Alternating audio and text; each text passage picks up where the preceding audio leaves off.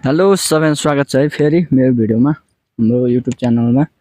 आज चाहिँ हामी यता चाहिँ दृश्य सबै खिचिसक्यो। हामी चाहिँ यहाँबाट अब सिधै माथि यहाँ माथिको भवन कस्तो छ भनेर यहाँ धेरै नै टिकटक युट्युबमा चाहिँ सबै देखियो।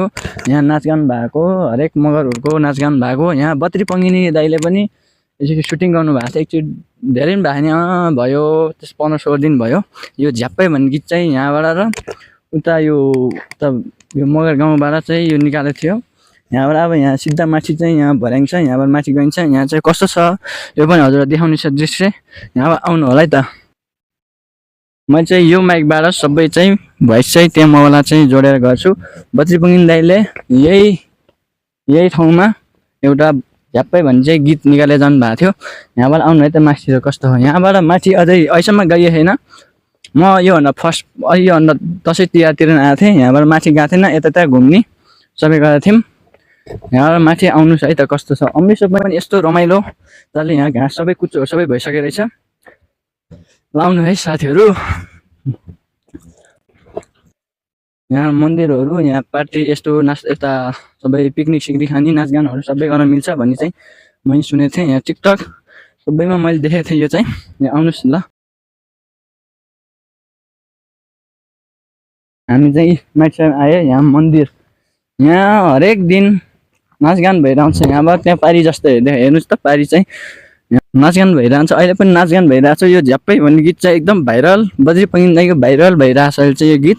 यसले यो गाउँघर हरेक यो कस्तो छ भन्ने देखाउँछ। अब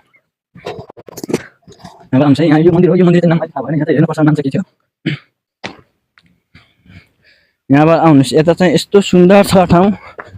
यहाँबाट यता ठ्याक्क हेर्दाखेरि हाम्रो यो पाल्पा रामपुर पऱ्यो। यता यो पाल्पा हामीले चाहिँ यो रामपुर फाँट हो। यो हामीले चाहिँ जुम हानेर देखाउँदैछौँ है। यस्तो बादल लागेको छ नि। अब हामीले चाहिँ यहाँको नयाँ मन्दिर है सबैजनालाई देखाउन चाहन्छौँ। आउनुहोस्। यो नयाँ मन्दिर म धेरै पछि एकदम पछाडि लगभग 4-5 वर्ष पछाडि चाहिँ म यहाँ आएको थिएँ। यहाँ आउनु होला। हामीले चाहिँ अब मन्दिर फेरि देखाउनेछौँ। यो हाम्रो मन्दिर, यो काउली डाँडामा बनेको अहिलेको मन्दिर है।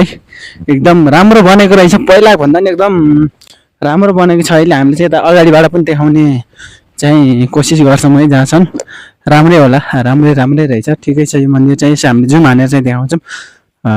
यसो जुम एकदम ल।